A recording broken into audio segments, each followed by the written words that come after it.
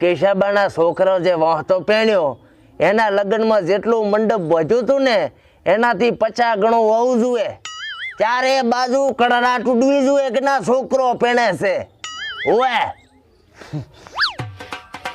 પપ્પા પાડો પહેને થઈ ગયો. પાડો થઈ ગયો તો તારી બાઈને કે મને શું લેવા કે છે? મને એમ કે પાડો તમારું કેવું માનતો હશે. આ મારો વસ્તાર બોલો. હવે આ એને છોકરા સમજુ કે પાડાને છોકરો સમજુ? હલો, એટલે આ જમણવારમાં કોઈ કચાશ રાખવાની નથી. 25 ટાઈપના ભાત બનાવો, 20-25 ટાઈપની મીઠાઈ બનાવો, 38 ભાતના શાક બનાવો. તમાર એટલે આ ખર્ચો ફૂલ કરો.